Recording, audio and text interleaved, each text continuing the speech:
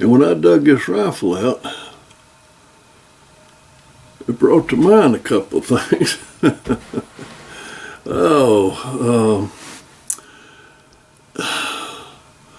In my lifetime, I'm almost 80 years old, and I've been an avid hunter, shooter, and everything else all my life.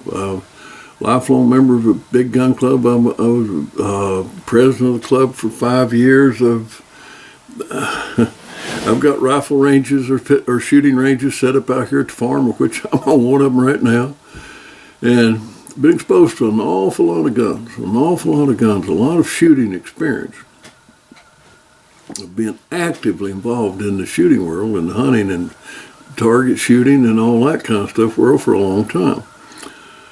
And been exposed to a lot of guns, a lot of shooting experience. But in that in that 80 years, how about, let's say I'm 80 years old, let's start reasonable experience at, say, 18, 20 years old. Well, I've been at this for 60 or more years, well over 60 years. And in that 60 years' time, I found exactly 3 rifles that'll shoot anything you put in them.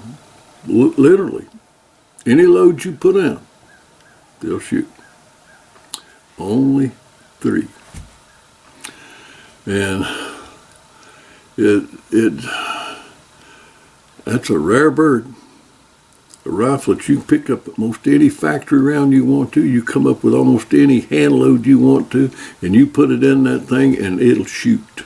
And it'll shoot accurate. Found 3 of them. 3 and only 3. The first, and maybe an oddity or a side effect or of that is all 3 of them have been Remington 700s, or based on 700 anyway. The first one that I had any experience with whatsoever was Remington 40XB BR in 22-250, and it did not belong to me, it belonged to a friend. Somebody, some woman that had a whole lot of family, had a lot of money, and she went and custom ordered this rifle for her son, and through a local dealer. And of course, 40XB BR is a Remington custom shop rifle. I'm noted for extraordinary accuracy. Well, she ordered this thing for her son, and it come in for whatever reason. Her son didn't want it. He got off on something else, or I don't know what the story was, but he didn't want it. So a friend of mine just happened to be down there at the shop talking guns, and the people working there, they offered him a deal on this 40XB BR. Now, it was completed gun, fixed up, custom order from the custom shop, and then sent to a gunsmith and scope mounted and everything else on it. And it was had a Lyman 32 power super target spot scope on it. And that gun literally was a tack driving piece of stuff, and you could put any load you wanted in it, and it would shoot and shoot accurate. The biggest problem you had was trying to find a load that it really liked, because it liked everything you put in it. And at the same time we were working that up in 22-250, we were working up 3 other 22-250s, and these were Remington heavy barrel varmint specials. And we managed to get all of those to shooting around a 1/2 or 5/8 inch group. After lots of work and a lot of experiment, we got all 3 of them to shooting pretty good, but nothing could match that 40XB BR. And all these other 3 700 heavy barrel varmint specials were extremely picky. They were picky about what what they wanted to eat for supper. So anyway, that was one of them. Of course, it's a big heavy target rifle and all that. Well, another one is this rifle here. And this is a Remington 700 BDL in 222 Remington. I was down at one of the bigger gun shops, gun stores here many years ago, 40-some, 50 years, whatever, a long time ago. And just meandering around like I was when a young guy, I'd pretty much haunt the gun shops, and I was wasting a lot of time fooling around there. And I'd noticed, and I'd walk by and they had rack after, many guns on it. And I noticed this one gun just never, it never seemed to be moved. It was just there. So one day I asked the guy, I said, Finn, what is that rifle there anyway? And he said, I don't know. And he picked it up off the rack and he looked at it and he said, it's a Remington 222. Well, of course, the 223 was taking the world by storm then, and had already pretty much shot the 222 down, but anyway, he handed it to me and I looked at it and man, this gun was covered up in old dust.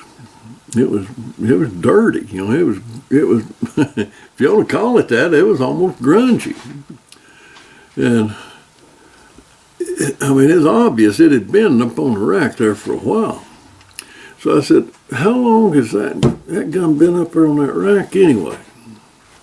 He said, I don't know, but I'll find out. And he went and he looked up the records on it and he said, we've had that gun for 7 years. 7 years, been out there on display. And I looked at it and I thought, 222, that was desirable to me. I loved the idea of the 222. And rather than the 223, I like the idea of the history and everything behind the 222. It's just a phenomenal cartridge, and I like the idea of it. So I tell you what, you go back there and you ask the owner.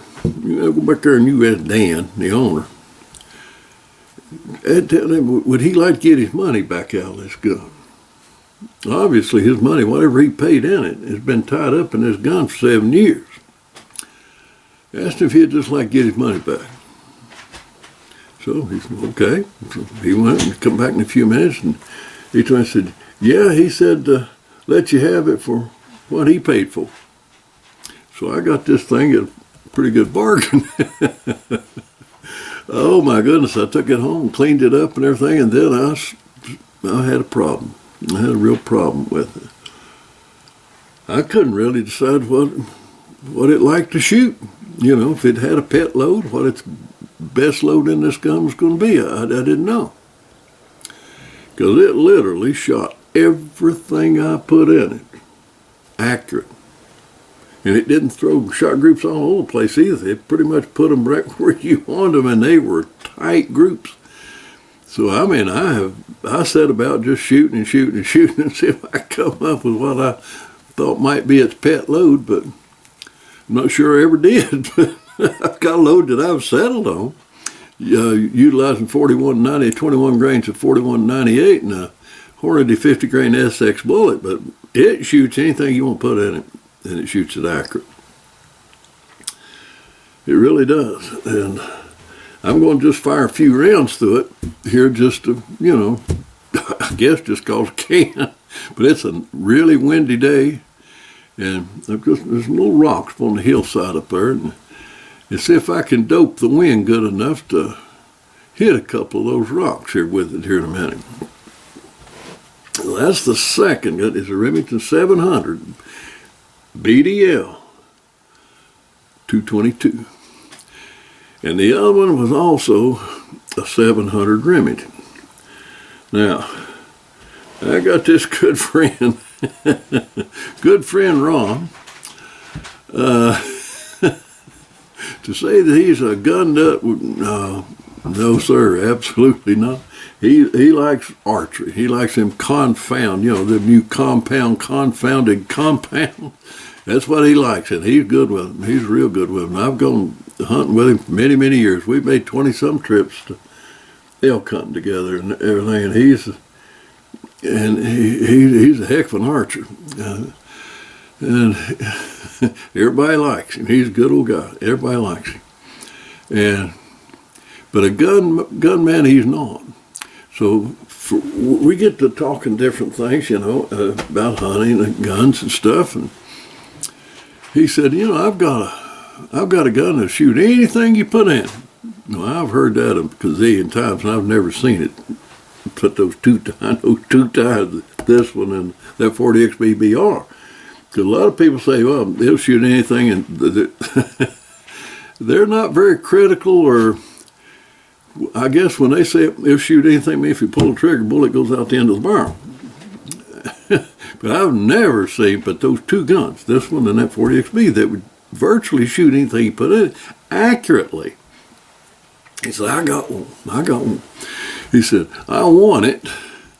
Oh, he sold more ketchup than anybody. There's some kind of a contest going where he was working, and he sold more ketchup. I think it's Heinz ketchup. Anyway, he sold more ketchup than anybody, and he won this Remington 700. And it was in a 300 Win Mag. He said, boy, it'll shoot anything you put in it. And I said, oh, yeah, sure it will. So he said, I'll bring it down here to the farm here, and when we range, and we'll shoot it, and I'll show you. Well, we'll go over to his house to get it, and I never found it. I think I never found that range. I know I got it. I got it here somewhere. I got one. My gosh, we looked and looked and looked and looked and looked. We finally found that rifle. It was laying on a concrete floor, covered up. Typical garage, a garage that you can't get in it because you can't get a car in it because everything else is in there. Well, that's where we found that rifle, laying on a concrete floor, covered up with every kind of thing you can imagine. We finally dug it out, and it was a mess. I mean, beat up, beat to a pulp. The finish, the stock was finish off of it, rubbed off of it, beat off of it, and everything else. The metal rusty, just not kept up at all. Who knows how many years it'd been laying on a concrete floor, covered up. I said, yeah, sure, boy, that thing's going to shoot. Lo and behold, we brought that thing out here to the house. You wouldn't believe how well that thing shot. It didn't matter what we put in. It was a tack-driving piece of plunder. Any factory load, any hand load we come up with, it just plunk them right in there. I was standing there dumbfounded that a rifle in that horrible-looking shape would shoot like it did. But it did. It was a tack-driving thing. Anyway, so we get on there. He gets kind of interested in some of this long-range stuff, long-range pistol shooting, like contenders and encores and things like that, and wildcats and what have you. And we'd gone to a Rocky Mountain Elk Foundation meeting together, and Kenny Jarrett was there. If you know anything about Jarrett rifles, well, Kenny Jarrett was there, and he make extraordinarily accurate rifles. And so Ron got all caught up in that, and he decided that, he looked online and he found Kenny Jarrett, reject Jarrett rifles. And Ron's a little on tight order, too tight for his own good sometimes. But anyway, I think it typically happens. So as a thing that typically, about the time I get wound up talking, the battery goes down or SD card's full or something. But anyway, Ron gets this reject Jarrett barrel, and he had a local gunsmith, install it, put it on his Remington 700. And we spent a long time. Went through many bullet, many pound of powder, and everything else. And of course, it wouldn't shoot. Oh, it was all over the place. And there was a reason cause it was reject. Oh, but it was a Jarrett. It was a Jarrett barrel, but it was a reject Jarrett barrel. Anyway, he finally wound up taking that reject barrel off and putting that factory Remington 700 beat up old 300 Win Mag barrel back on that thing, and went back to shooting, hitting anything you were shooting, any kind of load you want, and hitting anything virtually shot at. It just a phenomenal cotton picking barrel and rifle, even though it's one of those beat up rifles you'll ever see. How it survived that boy and kept on shooting, I don't know, but it does. An awesome daggum rifle. An awesome rifle. So I've known 3 rifles that will shoot anything you want to put in them. And I'm going to shoot one of them here in a few minutes. Just I hadn't shot it in several years. And it took a prairie dog shooting, groundhog shooting, coyote, bobcat, everything. I've shot everything with it, but I haven't used it in a little while. So I'm going to fire a few rounds just to see if I can hit one of the little rocks up on that hillside about from 250 to 300 yards away with this thing in that breeze. But anyway,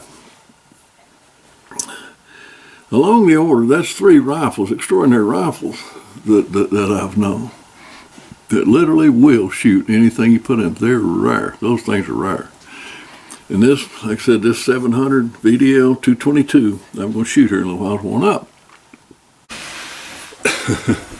You know, everybody ought to have a rifle like this one. What I mean by that is not exactly this rifle, but you ought to have an experience like this. This is a Remington 700 Classic in 220 Swift. Nice long 24-inch barrel. I mean, it's just a very desirable gun as far as I'm concerned. I love the Swift.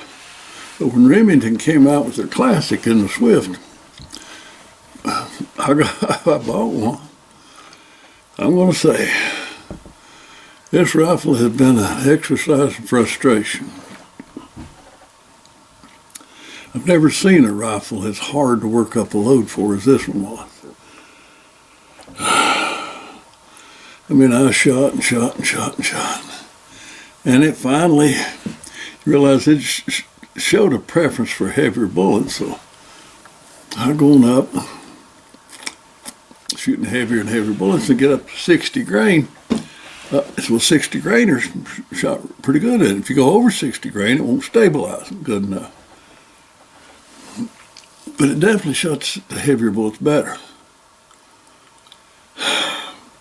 Then you exhaust through all the powders and everything else. And finally I come up that it shot pretty good with H414.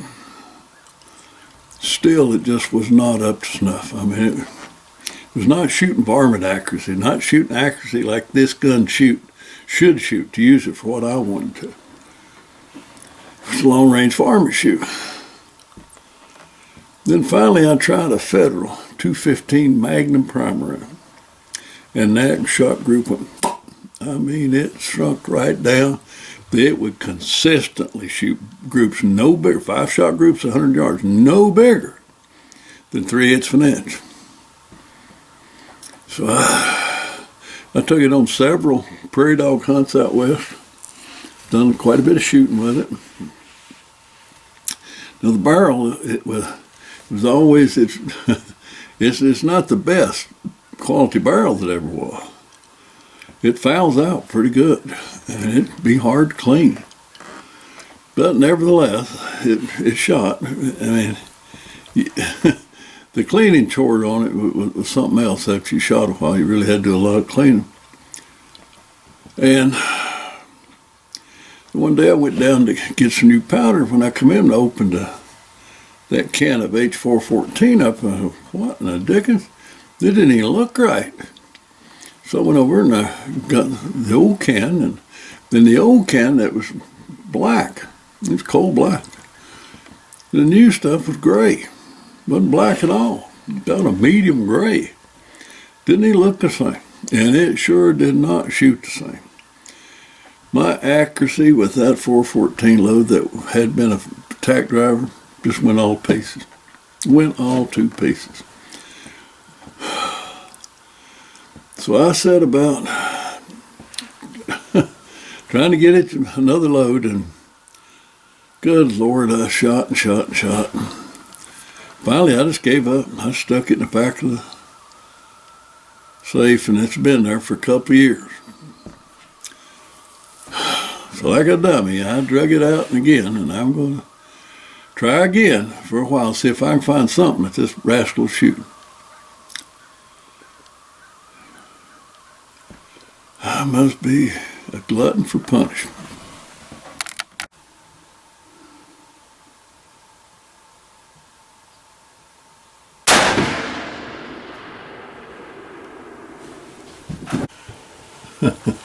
I hate to give up on anything. So,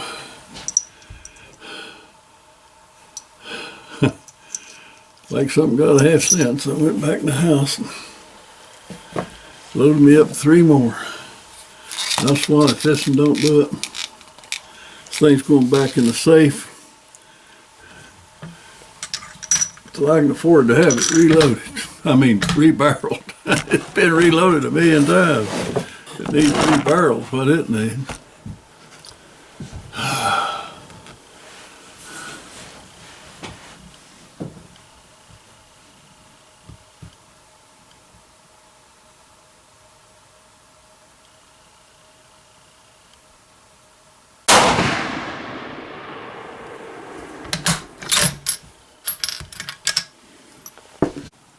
But now let's talk for a minute about rifle powders. I've been asked to talk about that.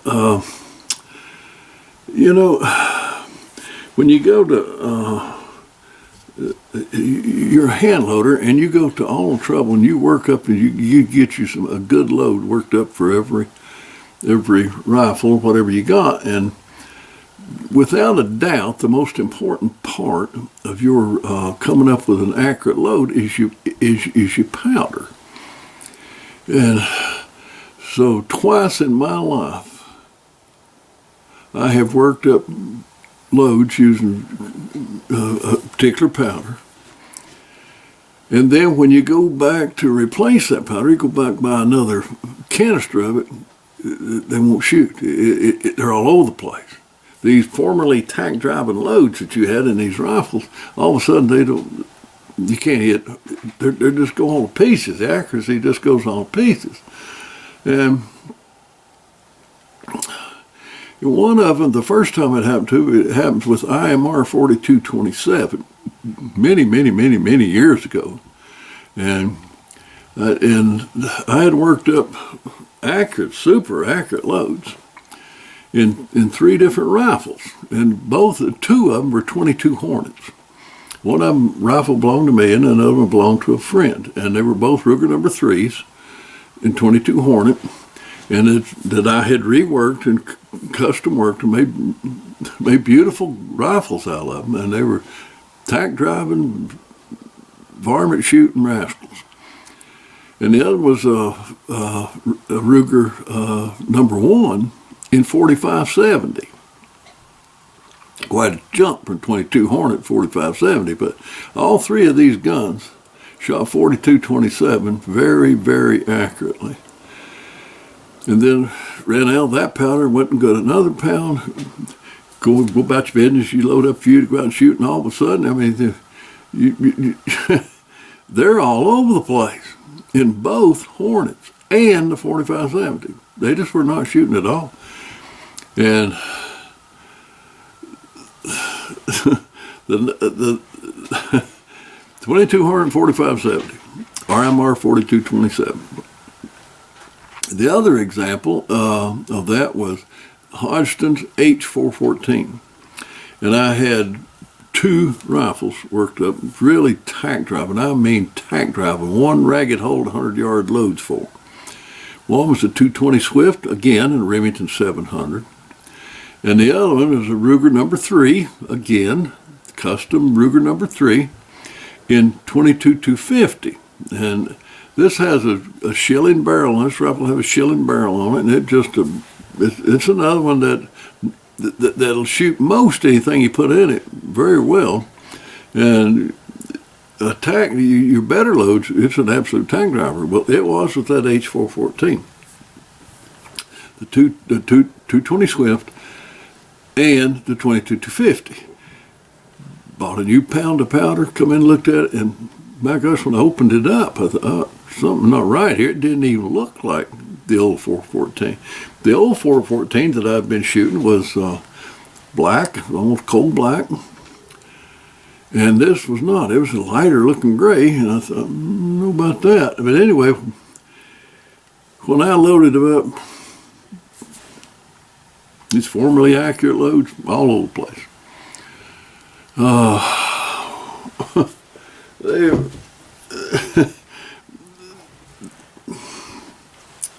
Who knows? Terrible loads. Now, all the recommendations that I've seen, and I've seen people talk about that, they've had that problem. They say, well, if you wanted to just go up or down a little bit in your loads, just shift your load around a little bit and you'll find that sweet spot. Never happened for me. I didn't just go up and down a little bit. I went way up and way down in those loads, all over the place. Nothing, absolutely nothing. On those three rifles using IMR 4227 and the two rifles using H414, they absolutely would not shoot the new powder, period. I don't care how much you tried to adjust your load. It's out of the ballpark. They're just not going to do it. It went from being one of the most accurate powders, or being the most accurate powder that I'd found for all five of these rifles, to being one of the most inaccurate powders. I mean, it didn't just lose a little bit. I mean, it lost it big time. So what do? I followed all the recommendations. Nothing worked for me. I had to wind up going back on the search, starting right over from scratch, and testing various loads and all that kind of stuff with various powders. So in every case, I was eventually able to find, well, all except one, the 220 Swift. I'm still working on that one. I've yet to find a replacement powder for it. It don't shoot anything. I mean, it was always a super picky rifle anyway. And when I finally did find a magic formula for it, it shot it good, but I haven't been able to find another formula for it. So it's not. It's not that it shoots horrible, but it shoots around an inch or so, and that's not good enough for a long-range varmint rifle. It's got to do a lot better than that. But it won't, with anything that I've come up with so far. And then the other thing that I wanted to talk about, rifles, powders, and primers, was primers. Now, I'm not an expert, okay? I'm not a scientist. I'm not an expert. I'm not factory person. I'm just somebody that I'm going to tell you from my own personal experience, and that's all. It's just my personal experience. And don't you dare follow my personal experience. You go by the book, whatever the book says, whatever the expert says, that's what you want to go by, not what I'm saying. But I've heard it all over the book, all the way around. We've been around the bush a few times.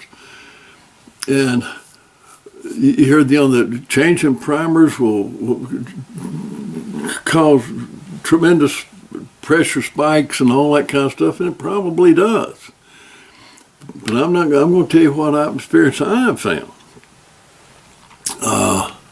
And it started with that same 220 Swift that I was talking about. Working with that gun, it became obvious in the beginning that it liked heavy loads. And so going up and keep increasing your loads up, and your bullet weight up, and not heavy loads, but heavy bullet. It's really like 60 grainers. It shot that better. And I've tried every powder I could think of, everything on the market, and finally H414 was doing fairly good. It wasn't great, but it was shooting. It was hanging right around 3/4 of an inch or something like that. Not quite what you wanted. And on a wild hair, I said, well, my golly, I'm just going to try Federal. I was shooting CCIs and every kind of a primer you can think of. Nothing made any difference, accuracy-wise, that I could tell. And so I got me a few Federal .215 Magnum. And when I put that .215 Magnum primer in the best load that I'd come up with, X amount of 414 and a 60 grain bullet, and I put that .215 Magnum primer at that load with, it shrunk right down to one ragged hole at 100 yards. I mean, it accurate. With that Federal .215 Magnum primers, which certainly was not recommended. It's just standard loads was always recommended for, standard primers. But I put that Federal .215 Magnum in it, and in that rifle, that load shrank right down. So I get the wild hair, and then this is what I did, and I'm certainly not suggesting you to, okay? Because most books, everything say, well, you're crazy, you better not do that. But anyhow, what I did, I took every pet load for every rifle that I had. Now, I'm going to say that right up front. Most of the loads that I have are not maximum loads by any means. I mean, I work up and I find what's the most accurate load in that rifle, and usually it's back off of max ways. But anyway, I took every rifle that I had a pet load worked up for, and I took that pet load and I replaced the primer in it with Federal .215 Magnums. And in every case, except one, in every case, the shot group tightened up. They shot better. They shot tighter groups. And when I could find absolutely no pressure signs whatsoever, no sticky bolts, no nothing. They were no pressure signs at all. And nothing. The only difference I could see, they shot better. I shot better shot groups in every rifle except one. And that was Ruger number 1, again, Ruger number 1, 7x57 International. It just shot the same. You could see no difference whatsoever in the shot group, none. It didn't open up, it didn't do anything. It shot better. So, my experience with a limited number of rifles, a few dozen rifles, shooting a Federal .215 Magnum primers, every shot group shot better. Now, I know that's against the book, that's against logic, that's against what any book or anybody else is going to tell you. That's just what happened to me. That's all I'm telling you. I'm just relating to you what happened to me in my experience. They shot better. The Federal .215 Magnums, in every last one of them, shot better than the standard rifle. Is it possible that that's just out of a couple of dozen rifles that all of them just accidentally shot better? I don't know. I have no scientific basis for it whatsoever, which is what I'm telling you, don't follow my example. If it calls for standard primers, use standard primers. I'm just telling you what I did. And they all shot better. But conversely, I took loads that after getting on to these, becoming a real believer in the Magnum primers, Federal .215 Magnum primers, it just becomes sort of habit with me when I'd start working up a load for another gun, get a new gun. I just went to Federal .215 Magnum primers. I just had such good luck with them. And so I have worked up over the years loads for various guns based on the Federal .215 Magnum primers, and come up with some really good loads. And then I said, well, let me just try a standard primer in these loads and see what happens. Guess what? In every instance, when I went from a load that I had worked up with the Magnum primers, and I put standard primers in, the shot group opened up. This flies against all standard or accepted whatever, but I'm just saying in my instance, every time that I had a load worked up with Magnum primers and I shot standard primers in it, the shot group opened up. And this is not super duper Magnums. These are normal cartridges that call for standard primers. In every case that I took the load that I had worked up with Magnum primers, and I would resubstitute standard primers the shot group to open up. In every rifle that I had worked up a load with standard primers and I had substituted the Magnum primers, the shot group shrank. Which that one exception, and it stayed the same. So, for whatever it's worth, probably not much. That's just my experience. What I've had with a primers substituting back and forth, accepted thing. If you go to a guy called Gun Blue 460, he has probably some of the most logical comments on firearms and guns and ammo. You can see him, and he's got them primers. And I'd say this man is pretty much dead on. But look up Gun Blue 460 and look up his what he has to say about primers. He's probably right. It makes more sense than most people that I've seen. But I'm just telling you from my personal limited experience. This is what I've seen. Don't follow what I'm telling you. I'm just telling you a story. I'm just spinning yarn. I'm just telling you what I have seen and done and experienced. Now, I'm going to put this 222 on the bench here and just see if I can hit a couple of those rocks way up there on the hill.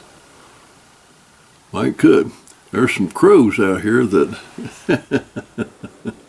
yeah, they're tempting, but I'm not going to shoot at them.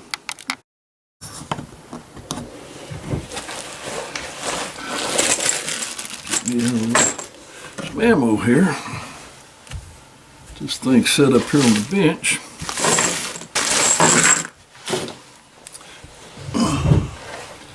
Let's see. Obviously going to have to adjust. Oh yeah, I've got to adjust my rest. It's well up on the hill there, so I got to come up a ways. Let's take a guess at how far I have to raise that. When you're shooting off the bench, any bench, anywhere, take the time to get your rest adjusted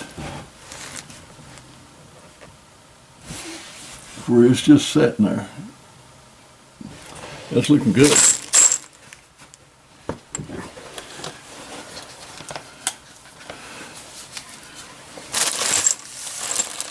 Let me see if I can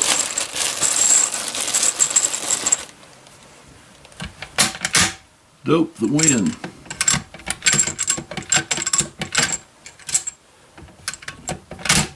Well, see if I can dope the wind good enough to hit one of those little rocks up there on the hillside. I'm gonna go for one of the bigger ones of them first. They're still small rock, but I'm gonna see what I can do.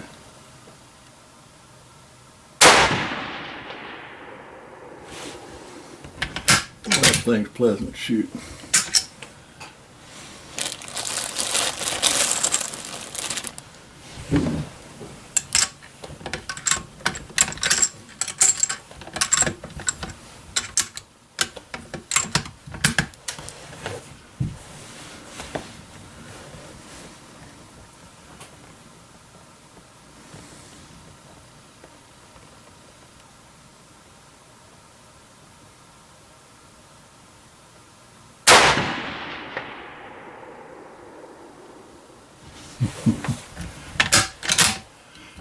Yeah, I think it hit it. Sure sounded like it.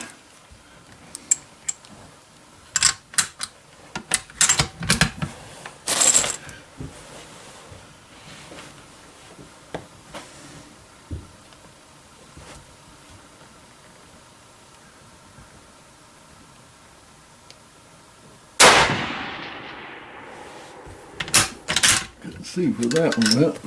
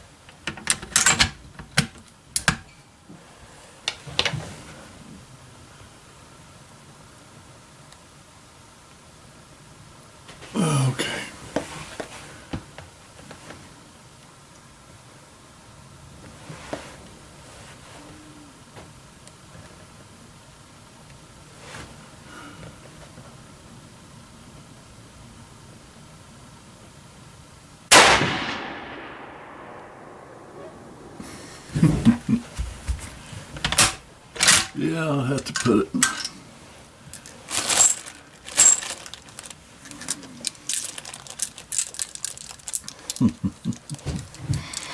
Good shooting gun, boy. Love that little rifle. Whatever. And we'll take this rifle down to my buddy. Let him shoot, because there's practically no recoil to it whatsoever. So I'll take it down and let him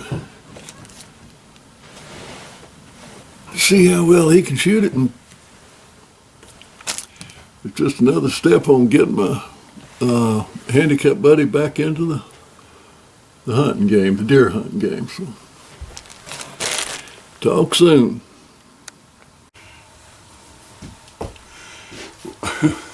Well, yesterday,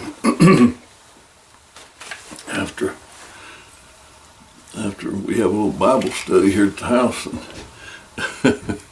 so everybody was leaving, I always keep some kind of a rifle by the front door, for coyotes or whatever. And this is my 222 that, if you watched any of the other videos or video where I talked about this one, this is the only rifle that I've ever owned myself that literally shoot virtually anything you put in it accurately. And as everybody's leaving, somehow or another, rifle got knocked over. And it took a hard fall on the floor. Well, as many years as I've had this thing, approaching probably around 50 years, I dropped it one time. Actually, I didn't drop it. I was walking along and the front swing swivel detached. And it came down and took a hard lick right on the end of the barrel. And that did knock the zero off a little bit. So I had to re-zero it. That's the only time it's ever been fooled with. But since this hard fall yesterday, I'm going to put it on the bench here and just see what it does. I mean, I hope it didn't knock it off, but we're going to find out. Get the window open here.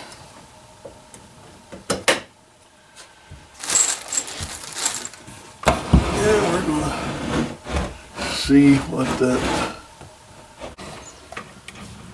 Lower my wrist a little bit.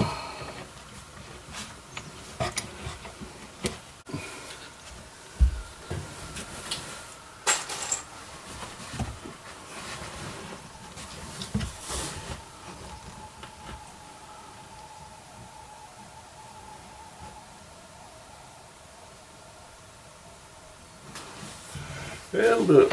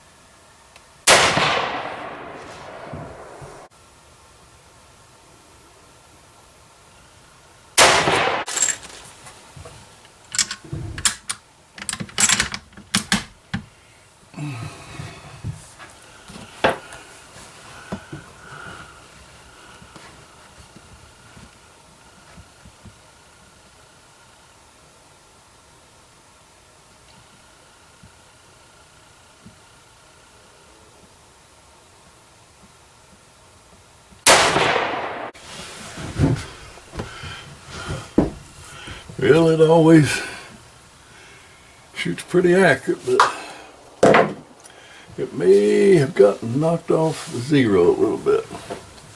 That's all I'm going to do for today. I'm not going to try to do any more zeroing today. I go get my target.